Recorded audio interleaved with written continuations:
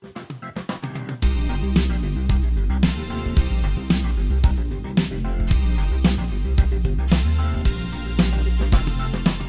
evening, everyone, and welcome to ThinkFest. This session, Climate Change, How Resilient Can the Future Be, addresses one of the defining challenges of our time. It explores how societies can strengthen resilience in the face of climate uncertainty, examining the intersection of science, policy law, and finance in the shaping adaptive and sustainable futures, particularly for climate vulnerable regions. With that, I now have the honor of introducing our distinguished speakers for this session. We're honored to welcome Professor Jürgen Kopp from Potsdam University, Germany, a leading climate scientist whose research focuses on climate impacts, risk assessment, and resilience strategies at both regional and global levels. Joining him is Sir Musaddiq Malik, Federal Minister whose role in public policy highlights the importance of integrating climate resilience into national planning, development, and international engagement. We are also pleased to welcome Sara Hayat, a lawyer whose work engages with environmental law, climate justice, and accountability, bringing a rights based perspective to the climate conversation. Moderating this discussion is Waqas bin Najib, Executive Vice President at Pact Capital, who brings a finance and investment lens to questions of sustainability, risk, and long term resilience. We are grateful to have such a diverse and knowledgeable panel with us today.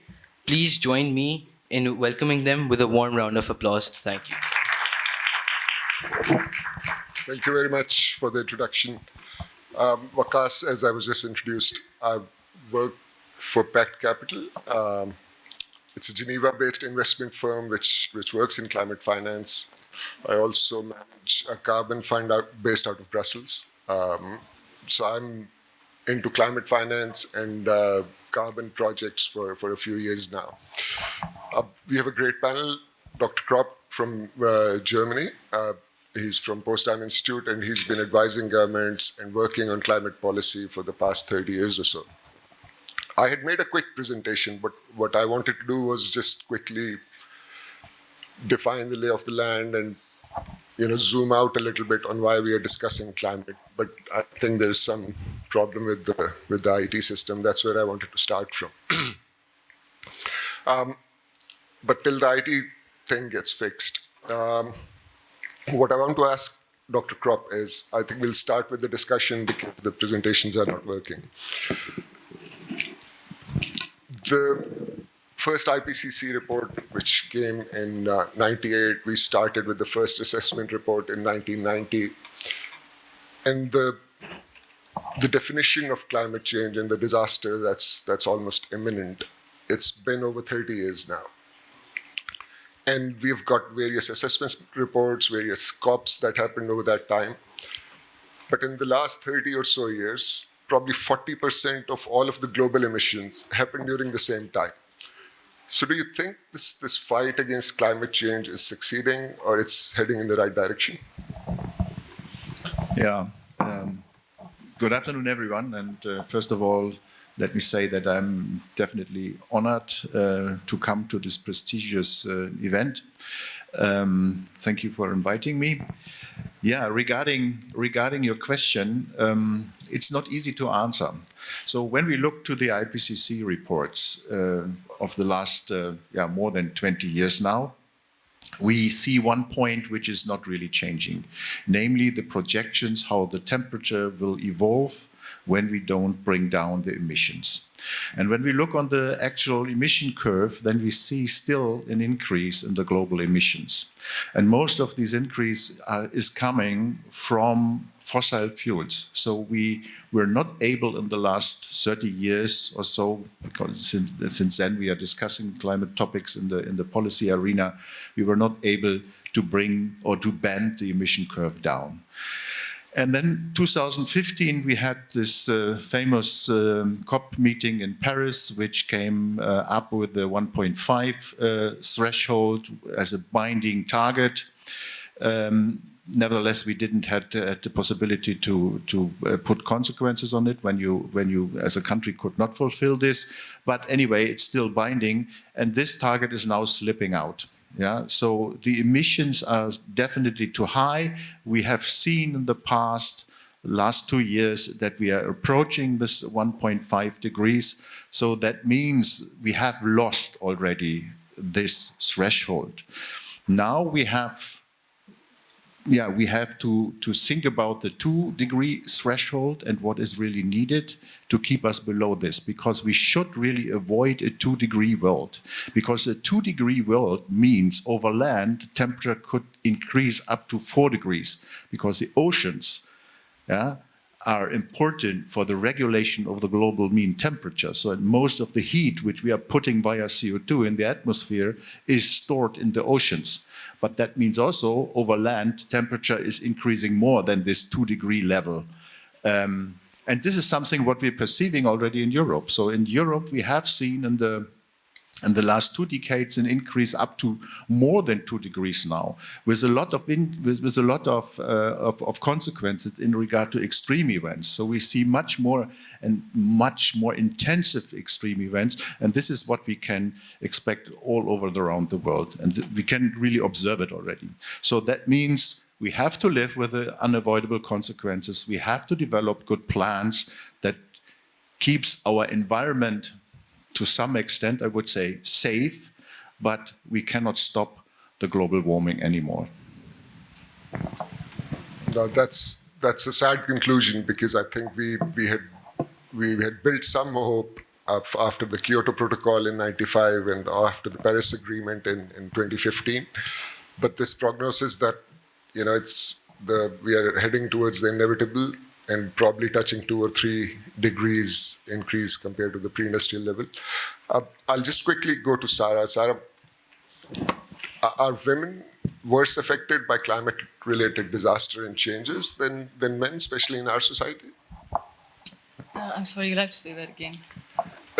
Is there a gender aspect to climate? Absolutely, absolutely. And I'm so glad that you've raised this point.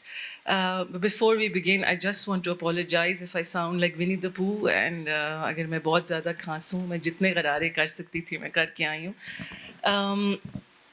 So definitely there is an inequality between how climate change affects women and men, and with women getting affected more than men. And this is not a statement that comes from a female empathetic towards other females. This is a scientific sort of proven fact. The point behind this question is also not to project women as victims, but to sort of sensitize the audience and start a discourse on how our climate resilience and adaptation should be gender specific now. There are multiple ways in which women are more affected than men by climate change. The top 3 that I would perhaps like to touch upon, and most of the others are sort of linked to these. The first being water scarcity, the difficulty with which women are getting access to water in rural areas of Pakistan. A study conducted suggests that an average woman will walk about 2 kilometers a day to get water. They will get this water from a well. They will carry it on their head in non-clement weather. Patilon mein, when you talk, and I was part of this study, so I spoke to these women. When you talk to them, they talk about headaches, they talk about hair loss, back pain. Just their quality of life has deteriorated so much. Their health is deteriorating so much.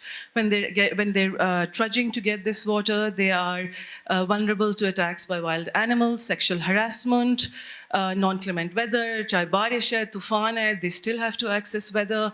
The burden of care increases on women. You need this water to manage households, feed children. And it's very simple to sort of rectify this. There should be solar pumps, there should be hand pumps, women should be made responsible for them. Access to water just needs to be generated. Rainwater should be harvested more. Then women die more women die in natural disasters than men, about 14 times more according to some UN studies. And I wish there was time enough to throw this at the audience and have you guess why, but the reasons are actually pretty, they're sad. It's It's because in our part of the world, including Bangladesh, India, Southeast Asia, women are just not given or equipped with the life-saving skills that young boys are. Boys are taught, they have the liberty to climb trees, they have the liberty to swim in streams and ponds and rivers. Women just don't, young girls just don't. So when floods come, women don't know how to swim. They literally don't have the life-saving skills that boys have. And Bangladesh, when cyclones came, and I think this would translate well into a country like ours, which is so sort of richly devoted to religion, when the floods came, women said, and men would come to save these women. Women said, we won't leave our houses with nameram. They said, we would rather die than have somebody we're not related to pick us up and evacuate us in wet clothes that are sticking to their bodies. And this just requires a serious sort of mindset shift. We need to really work on early warning systems that get to women, which means enabling them with technology, giving them cell phones, giving them access to education, awareness, a bunch of things. And lastly, quickly, and I think one that is probably at the epicenter of most effects, is that women need to be taught diversified skill sets to earn money, because when climate change hits, it hits agriculture, it hits fisheries, it hits livestock. And there are no crops, so women, and when the temperatures are adverse, when it's too hot, a crop isn't growing, a woman can't farm. She's lost that income.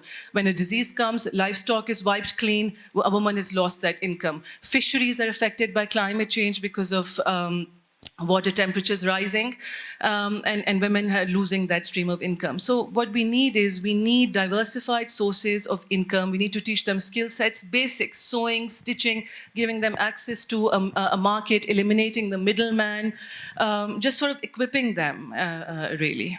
Thank you very much. My presentation is working. I will come to it because it looks very nice.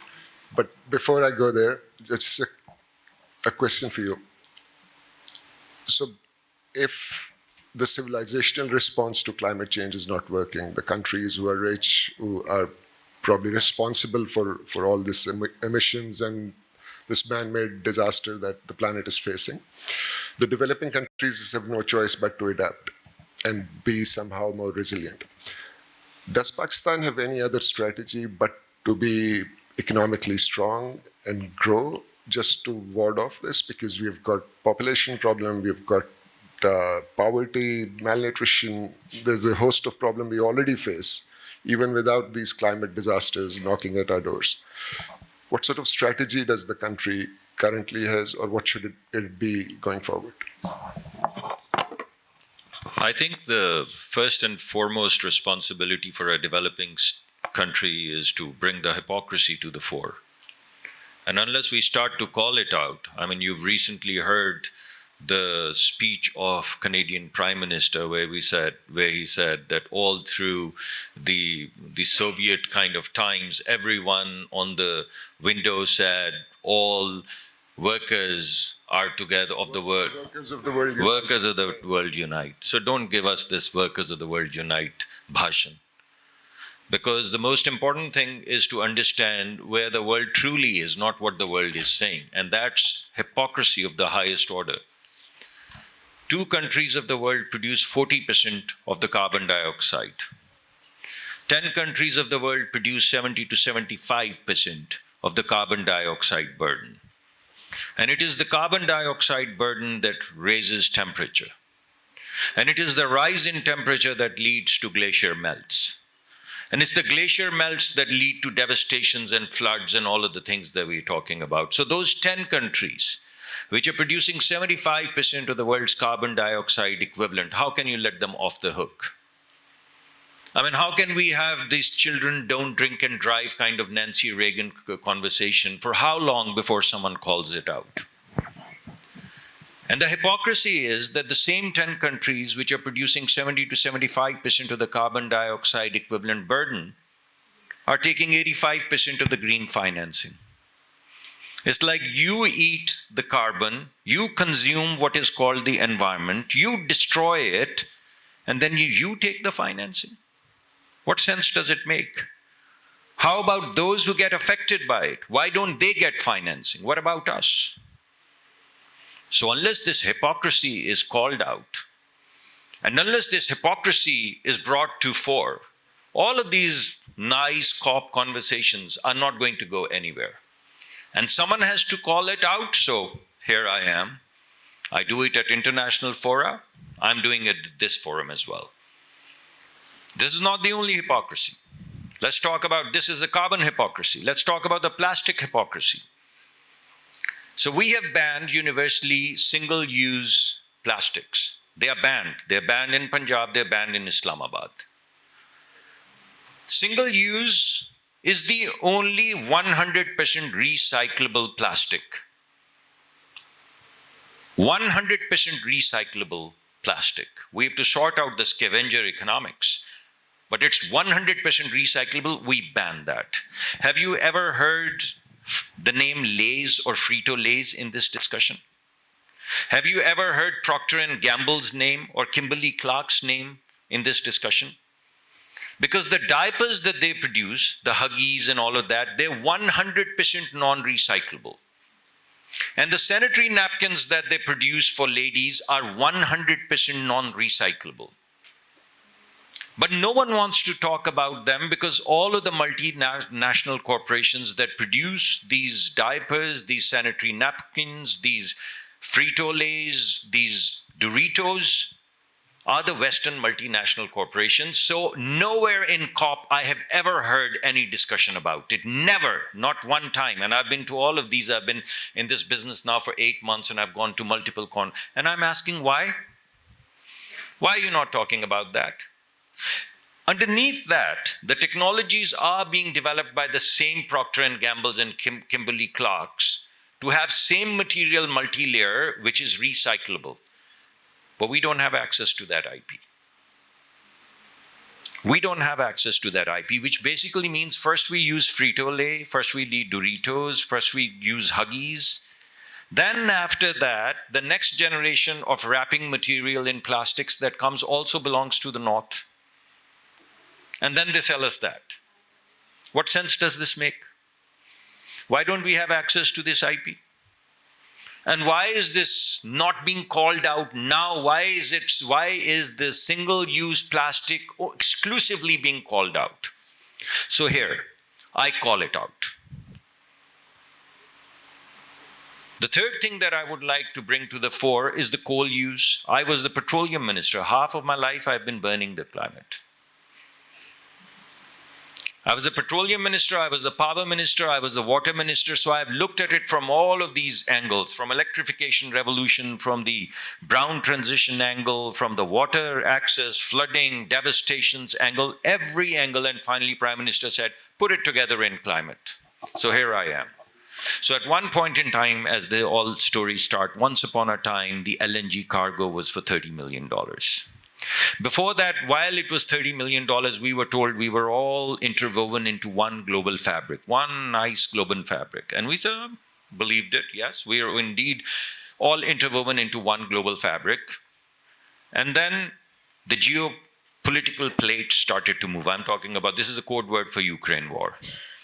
And the price of energy started to rise. And the cargo of $30 million became $165 million. And we said, we are all interwoven into one global fabric, so what about us? And the world said, what about you? Go figure out on your own.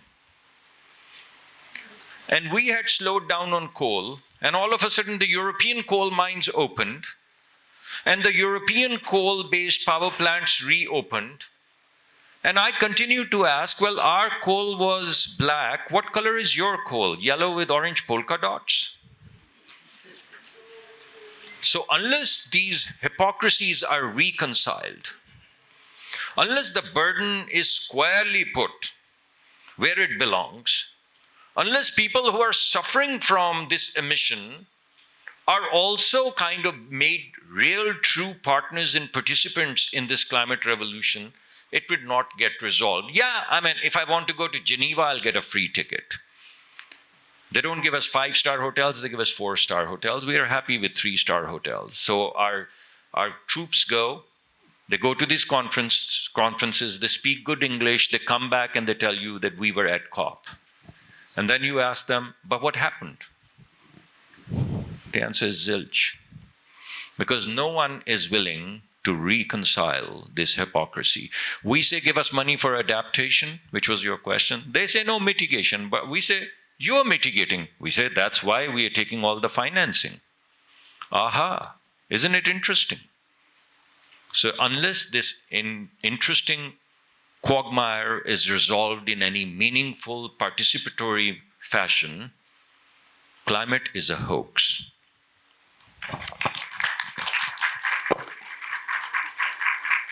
I think nobody could disagree. I mean global. Yeah. Our suffering is our suffering.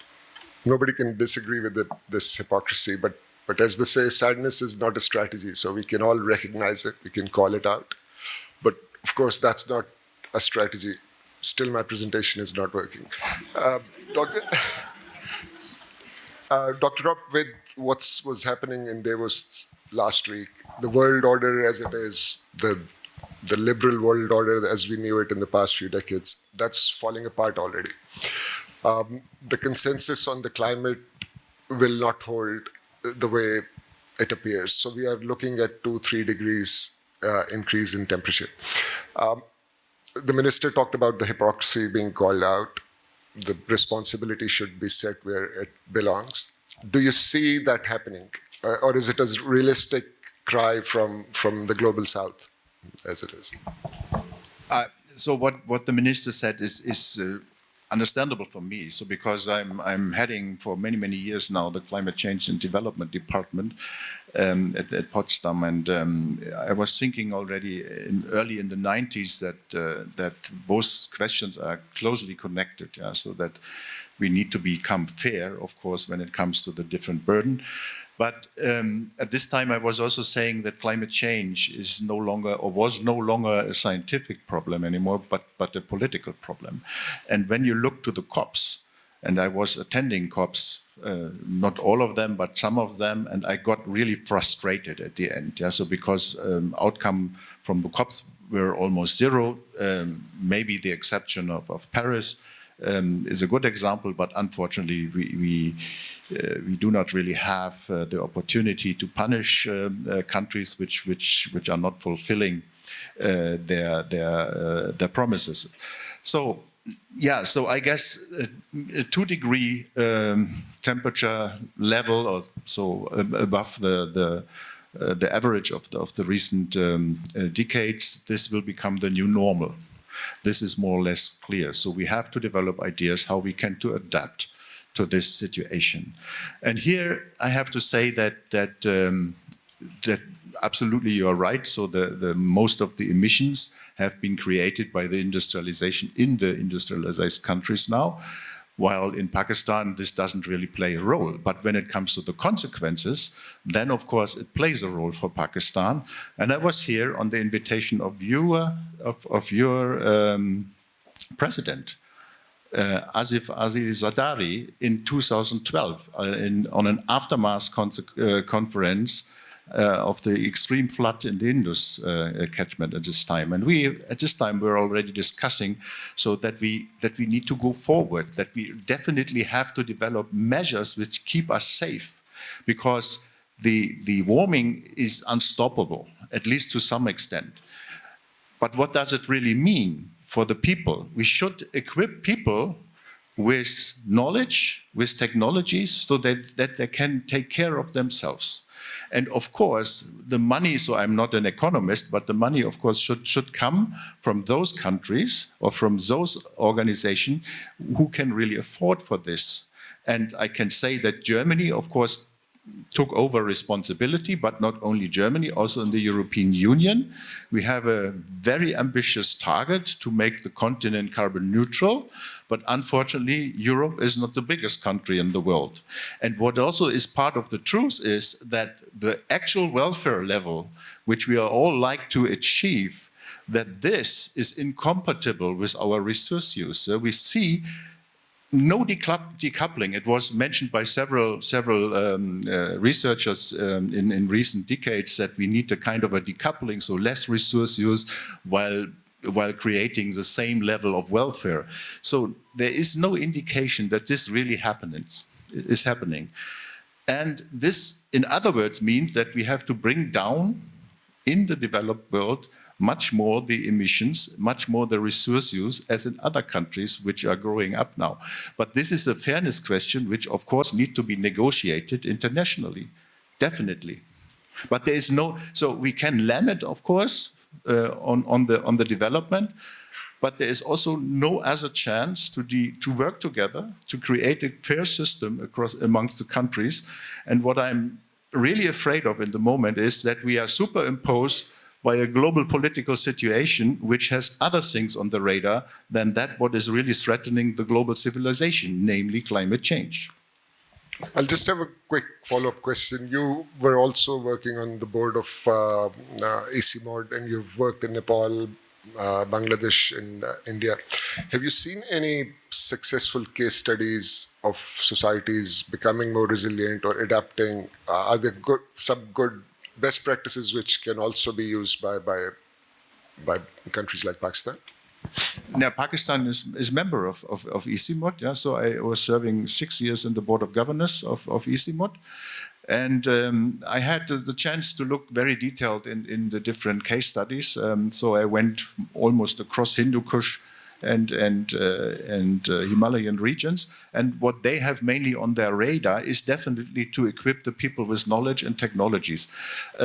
Low-tech technologies, which this is also quite important. So there are many low-tech technologies available which can people use in order to make their environment safer. So this is something what they're trying to bring into the into the communities in the high altitudes of the mountains. So this is very good. But apart from this, for instance, Kathmandu is a fast-growing city. And when you look what they are doing in the city, so they are using concrete for construction purposes. And when you look on the cement industry globally again, then the cement industry would be the third largest emitter worldwide. Yeah, only the cement industry comes directly after China and the US in terms of emission. So this is something what we have to change indeed by circularity, also in the construction and the building sector, but also by the use of bio-based materials, for example. We should rely on our traditional knowledge. I guess this is a challenge. We have to bring this knowledge back. We have made hundreds of years experiences in different sectors, and not everything was bad in the past. Sarah, a quick question. I'll zoom out again and come to the minister with a macro question. But do you see room for individual action? So whenever we talk about climate, especially sitting in a country in the south, it's mostly doom and gloom. The challenge is just too big, too insurmountable when one thinks about it. How do you see an individual? How should one act? There may be students here. How should we frame our mind and wrap our head around this? And what should one do in an individual capacity?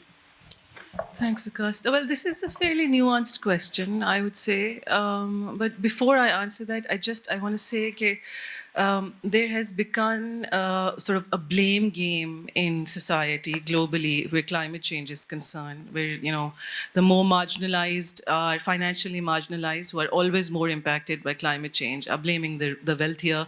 The wealthier are blaming the government. The government is blaming industry.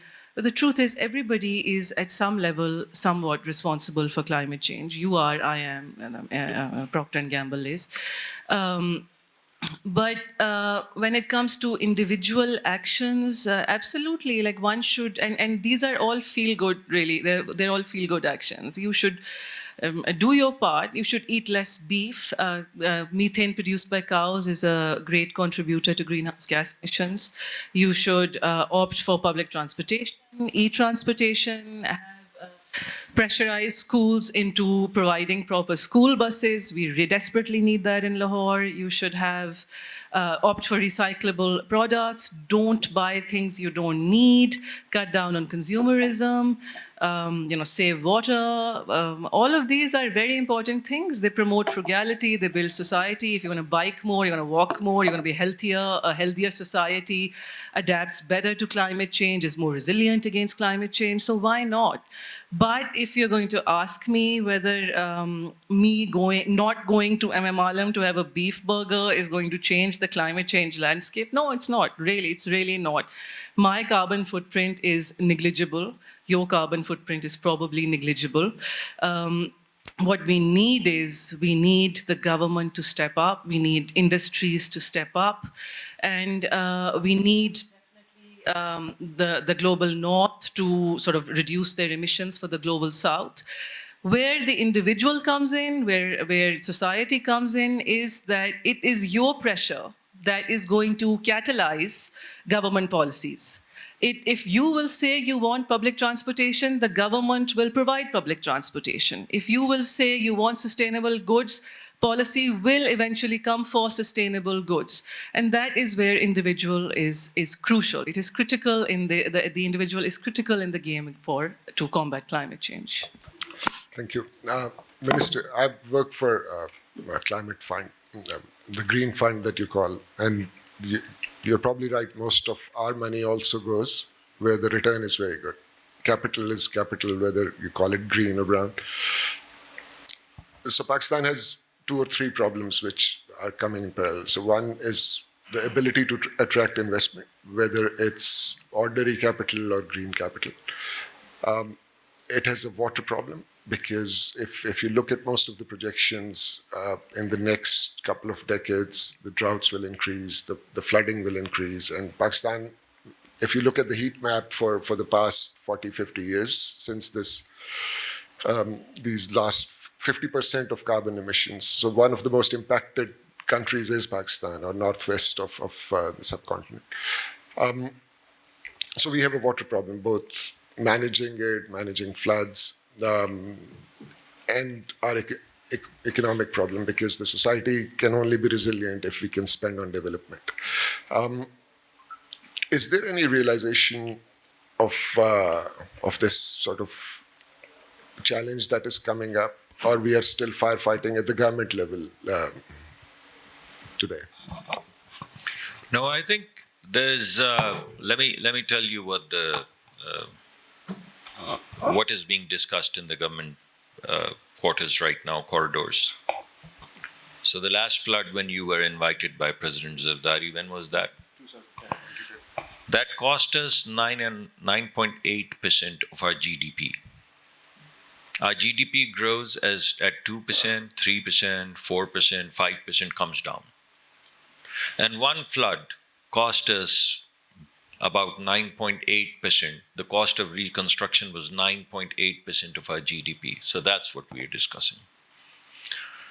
But this is just a number, 9.8% of GDP. What does that even mean? In the past 4 floods, 7,500 people have died. How much value would you like to put on life? One life lost. Imagine your own children, or your own sister, or your own uncle getting washed away. What is the cost of 7,000 people dead? What is the economic cost? What is the social cost of a family getting disrupted by 7,000 people dead in 4 floods? How about 19,000 people disabled or injured? What is the cost of disability-adjusted life years? Have we calculated that? Okay, forget about it. Death, disability-adjusted life years. Let's talk about displacement. In one flood, about 4 million people were displaced. In this recent 2025 flood, about 3 million people were displaced. So let's take an average of 4 million people displaced. With our demography, that means 2 million kids who are of school-going age. 2 million people. Let's say they come back, their houses get washed away, their livelihoods get washed away, their schools get washed away, their clinics get washed away, and a kid comes back after 3 months or 6 months. Take 6 months. It takes longer to rebuild the school because the schools actually get washed away. These are mud schools, they actually get washed away. 2 million kids, 180 days How many millions is that? So about 1.2 billion or 1.8 billion, I'm not doing the mental math, I'm giving you a gross number, you can do the mental math. You can take 2 million people not going to school for 30 days. That is 60 million school days lost. So 1.2 billion or 1.8 billion school, depending upon how many months you're counting, of school days lost, kids not getting educated, what's the cost of that? And as a consequence of that, when they come back after 3 months or 6 months and they don't get re-enrolled, and the dropout rates increase, and they never go to school, what is the cost of an unskilled kid or uneducated kid? So this is what we discuss. And in our meager resources, then we try to say, what basically can we do? And we have a strategy. It's not like we don't have a strategy. I'm just framing it right. And when he'll ask me, he's not asking me the strategy question. He asked me last time, I didn't answer. Now I'm waiting for him to ask. And if he asks, I'll give you the strategy as well. But this is what we are discussing in the corridors every day.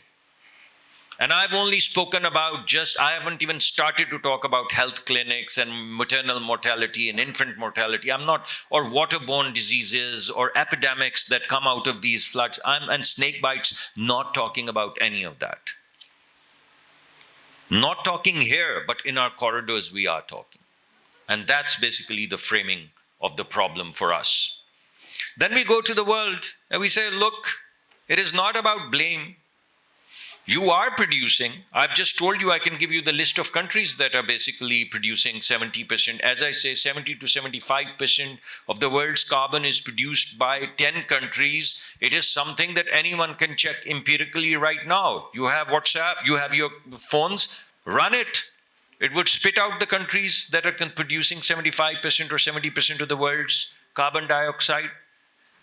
I'm not blaming, I'm giving you a fact base. Now, if you're going to make policies on a fact base, then the fact is glaring you in the face. So we will go to the same compendium of countries, multilaterals, whatever. And we say, how about we get affected, give us money? And you know what answer we get? We say, how about repurposed loans? Do you know what a repurposed loan is, ladies and gentlemen? It is a loan that was allocated for health and education. And they're asking us to repurpose it for devastation. What do we do with health and education then? In one of our provinces, we have 70%, 69% to be precise, kids not enrolled in school. So how about repurposing that loan that is for education? Which developed country in the world would do that? So why are you telling us that? We're also told that why don't you do green sukuk and green bond? You know what green sukuk and bond is? It is a code word for loan. We collect 16 trillion rupees a year in revenue, 16. 8.5 trillion goes into debt servicing. And the world is telling us to take more loan. 16 trillion is total. 8.5 goes into debt servicing, 8.5 goes to provinces. That is 17 trillion. The federal government starts with -1 trillion. And they're asking the federal government to take more sukuks and more bonds, more blended finance, which basically is all of these are code words for more loan. So right now it is 8.5 trillion. Should it, out of 16 trillion, should it be 12.5 before we say we have collapsed? So all of this jargon needs to be decoded and demystified. And all of these ideas that sound so sexy and everyone runs for this blended finance and sukuk, well, you're taking debt. You have to pay it back. And you're putting it in areas where the public rate of returns are very high, but the private rate of returns are very low, so they're not revenue generating. If they're not revenue generating, how are you going to pay them back? No answer. Bad framework. Bad framework, bad policy, and code words for saying, I'm not going to pay for you, but I'm going to continue to consume the environment and destroy it. So that doesn't work very well for us. If you want, I can give you GCF, that you were referring to, there are only two parties qualified by GCF in Pakistan to do projects. One is a private sector bank, and the other is a not-for-profit organization, and no organization across Pakistan can get funding from that. Isn't that fantastic? One private sector bank, I don't know how they found their way to the International Multilateral Forum and got approved. And one not-for-profit organization, which is a very good organization but has nothing to do with climate. Both are qualified. And yet Brutus is an honorable man. So these are the kind of things that I have found out in 7 months that I've been in climate, and I'm like, whoa, I thought petroleum was bad. What is happening here? I mean, who conceived this? I mean, someone must have gone to a drawing board and said a poor country, which is producing 0.6 or 0.7% of the total carbon burden of the world or less, where 50% of the livelihood, 50% livelihood of our country is driven by livestock and agriculture, primarily by livestock. We are a livestock country. Okay? We'll stop using cows. So 50% of the population, with the grace of God, gone. Employment. Isn't that fantastic? How about that for a solution? So what I'm saying is, when he asks me for the solutions, I'll give solutions. Right now I'm framing problems. I don't want anyone in this room to believe that we don't have a solution, even with these constraints and these hypocrisies. Because what we are going to do, we're going to do for our own children, not for other children. We do it with the help of the world or without the help of the world. Now, ever since I've come, we're starting to frame something that would work even without the help of the world. So we're trying to do that. We may still need some help. If they help us, we do it in 5 years. If they don't help us, we do it in 15. But by God, we are going to do it because we are doing it for our own children. Because we're going to face this devastation no matter who is affecting this devastation upon us. I'm very glad you are the Minister for Climate Change because I think there's no other way of dealing with it but facing the truth. Professor, the Minister has sort of laid the framework. I won't ask him the strategy. I know it. The response of the EU so far has been, it has created a very, very functional emission trading scheme and a market for it.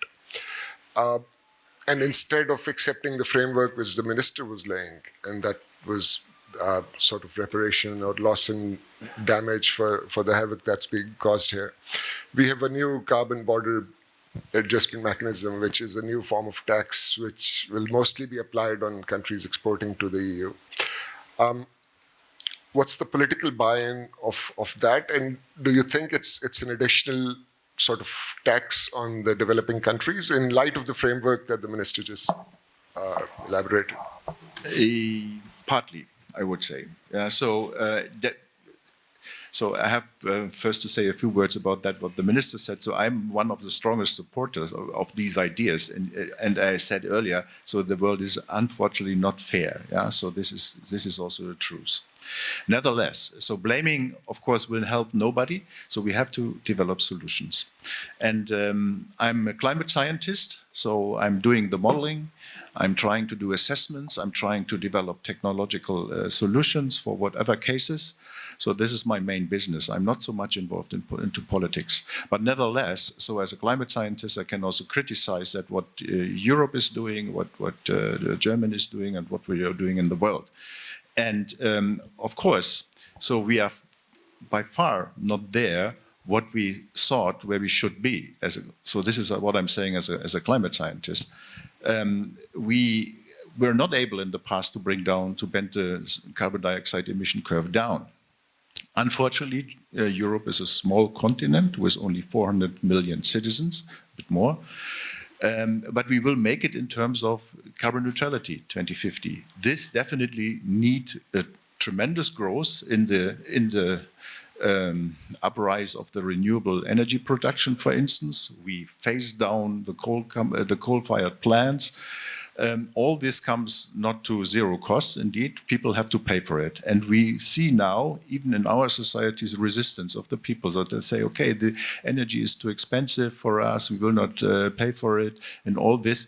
Nevertheless, from my perspective, this can be healed because we see now market scale effects, thanks to the Chinese guys, by the way, scale effects in the photovoltaic implementation, in concentrated solar power implementation. So the market incentive is already there, and the levelized cost of 1 kilowatt hour of energy is less than 0.03 dollar cents.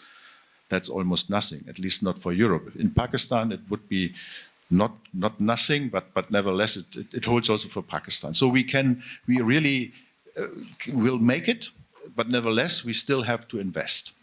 And so the idea of the European Union, why we implemented the climate law, was really that the world probably could learn from us.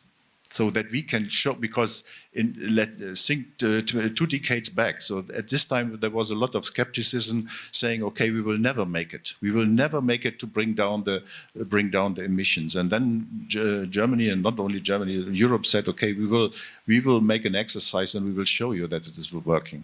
And we see now that it will work.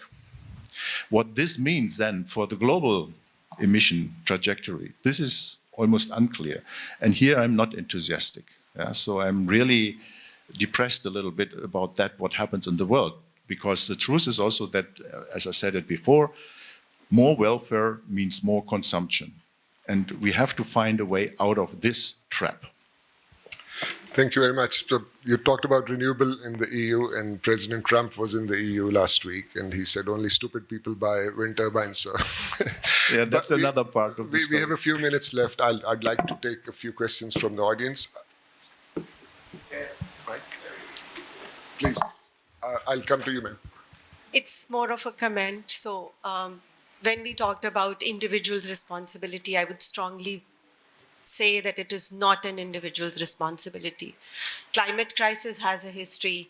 We have the history of centuries of colonization, and colonizers have this history of extraction and loot and plunder, and the responsibility then lies on the global north, not the global south, to now, talk about resilience. We cannot teach resilience to the ones that are affected, especially the marginalized, the women, the peasants, the farmers, the workers, the industry workers. So it's these big corporations outside that are now benefiting from us, again exploiting. I mean, it's not an individual that is now, disturbing your climate. It's these big corporations again. And now these CSDDD and EU due diligence laws, they talk about climate crisis, they don't address the climate justice lens. So we talk about the justice lens that's missing from the majority of the conversations that these climate activists talk about. So that's something that I wanted to highlight. Thank you very much. Over there, please. Excuse me. This corner.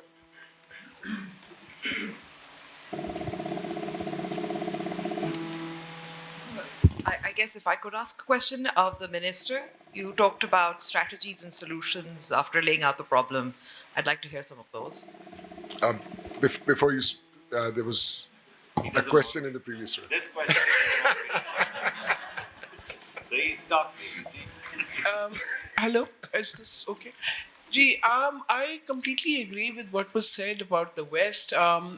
They need to take responsibility for the problems they've created. However, हमारे यहाँ, one sees flood after flood, having worked in this climate-related, environment-related sector for a while now, कि कोई, it is such inadequate preparation कि उन लोगों को evacuate कहाँ करना है, are the centers prepared? Then we have a hugely inadequate forest cover. Wo, for whatever reason, though there is massive deforestation going on all the time, and they are not answerable. उसके अलावा, there are sites वो जो government ने ही कहा हुआ है कि यहाँ you can't make buildings, you cannot have hotels, but repeatedly people get away with it. And they are shown on TV time and again. There was one such place in Sawat. There are many others where it was said that when floods come, it will be in the way of waters. वो नहीं होना चाहिए. That happens. Then there is, like it runs into climate-related issues.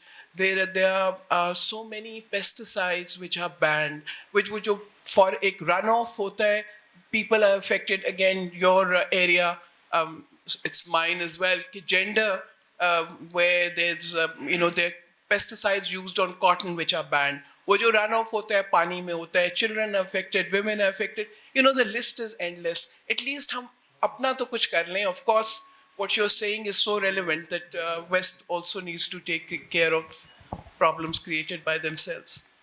Thank you. Before Ms. Amber's question is asked, there is answered. There's another question. I will let you answer that. Sir, I want to ask from Minister. Sir, Pakistan has strong climate policies on paper, but communities at grassroots level often don't feel their impact. What concrete mechanism does Ministry have to ensure these policies actually reach local communities, especially youth-led initiatives they are doing on grassroots levels? I am also doing a startup. I have created waste stress which transform plastic bottles into couches, office couches. So I really want to ask if these policies actually reach local communities, how, especially youth-led and community-based initiatives. Thank you. There was a question back there. Can we take the mic there? Can you take all these questions together? Most of them are addressed to you. You'll have to jog my memory. Will do.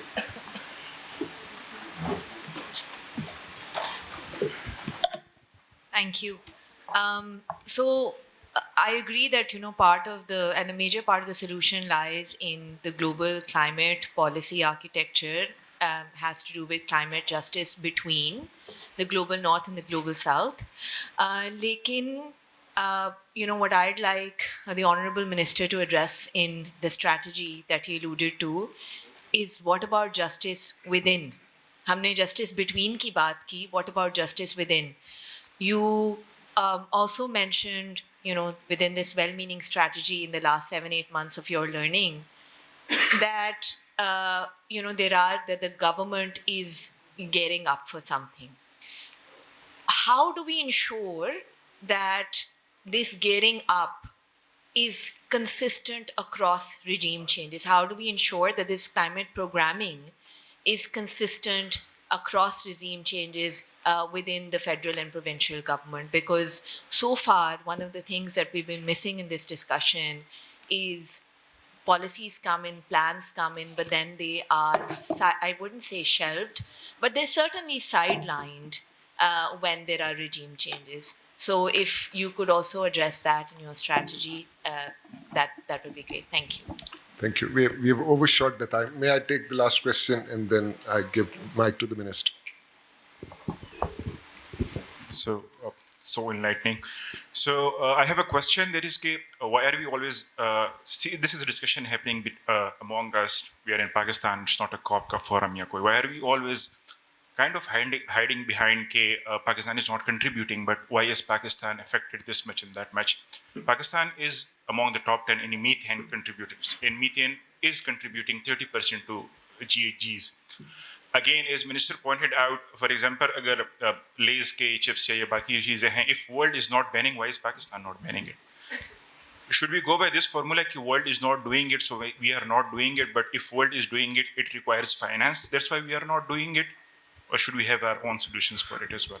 Thank you. Over to you, Minister. This last question may require a much longer answer. I regret having taken the last question. I don't know how far I would go, and there were too many questions. They're interrelated, but they're discrete. So I'll try to answer, and when you want to cut me, you will have to cut me, because I otherwise won't stop. I have nowhere to go. We have 4 minutes. As you said, you have to run the session. You were taking the questions. I wanted to give answers. You elected to take questions and then say 4 minutes. You took 14 to take questions. Now you can't give me 4 to answer. So I'll try to do the best that I can. So let's take the first question, which is the 30,000-foot question of strategy. We have 2 strategies. right now. We've divided all of the work that we have into two components. One, all of the areas where the public rate of returns are very high, but the private rate of returns are very low. And these are the areas such as, creating watersheds or putting gabion walls or growing kind of embankments, strengthening embankments, and so on and so forth. These are the areas where the public rate of returns are very high, but no company can make money out of them. The second component that we've come up with, particularly in the area of mitigation, not exclusively in the area of mitigation, are the areas where the private rate of returns are very high and there are commensurate public rate of returns because you stop carbon emission. Our strategy for each of these areas is uniquely different and differentiated. In areas where the public rate of returns, we've created a cell. And we are hiring people. We're in the final stages of hiring people, and their sole job would be to write world-class proposals and tap into all of these shops, Jeff, George, GCF, whatever name nomenclature is out there, to make sure that we come up with the world-class proposals that go for international funding, and we can do the drawdowns that are required. So that's our strategy. The cell is already in place. I think this week I'm interviewing about 9 people, and we put them together in the next 60 days, and their only job would be to continue to analyze the problems of climate in the areas where the private sector would not come, and put together proposals both within Pakistan as well as outside of Pakistan to come up with the financing that is required. Obviously, I won't get into the details, but we'll have to work very closely with the provinces on that after devolution, after the 18th Amendment. The areas where the private rate of returns are very high, that's where I'm most hopeful. For that, we basically are starting what is called in the United States Shark Tank, and in the Europe it's called Dragon's Den, or I don't know what it is. We are calling it Greenfield. So we're going to have competition from this younger generation which is out there. I did my PhD in 1995. That was a different century. I don't think I have a big role to play in this century. I think people who are now coming out of LUMS or coming out of other elite Aga Khan universities or other top universities of Pakistan or Yale, Princeton, or where Oxford, Cambridge, wherever they go, or German universities which are world class. Those kids who are out there and they're not finding any financing. They know the idea, they know the science, they know the solution, but there's no financing. And no one would give us any financing. So we've made a commitment to giving those kids financing and asking them to swing the bat at this problem of climate. Rather than old bureaucrats at the age of 58, 2 years from retirement when they want to sit it out. Kind of say, when I was a deputy commissioner, this is how it worked. But that was then, like when I did my PhD. Now is now, and the now belongs to you. And we've put that fund together. We've already had one round of that, whatever you want to call Shark Tank. And we took 4 companies to Seville, Spain, and 2 of them are right now in the final round of fundraising, final round of negotiations to raise funds. If 1,000 such companies continue to come, and there's a stream of ideation, new ideas after new ideas after new ideas, and we're willing to fund failure, one of them is going to throw the ball out of the ballpark. That would be the Pakistan Green Unicorn. And that's my hope, that there would be a green cluster. Our environment is so taxing that anyone who comes up with a solution for such a taxing demand function would be the largest exporter of environmental technology across the world. And what I'm saying is I've not pulled it out of thin air. In 1980s, Finland was a forest, you know that. And Nokia, and you guys wouldn't know Nokia, but people like me know that at one point in time, Nokia was the world's largest telephone company, was a rubber and tire company. And around the 1980s, Finland came up with the world's highest environmental standards to save their forests. And you know what? When I studied their innovation ecology in 2004, they were exporting 1/3 of the world's environmental technology because of the standards that they had set, which is the taxing environment that I'm calling. No one else had the technology that Finland had, and therefore anyone who wanted to do environment had to get their technology. I'll give you one more example, then I'll pause. Just about 10, 12 years ago, everyone in this room knows, the two most polluted cities in the world were not Delhi and Lahore. They were Beijing and Shanghai.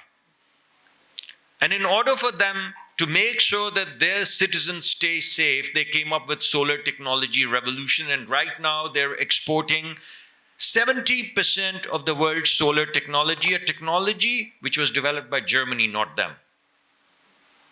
They took that technology and scaled it to save their cities and save their children, and right now they're 70% exporters. You tell me, why would Pakistanis not do it? You think our kids are idiots?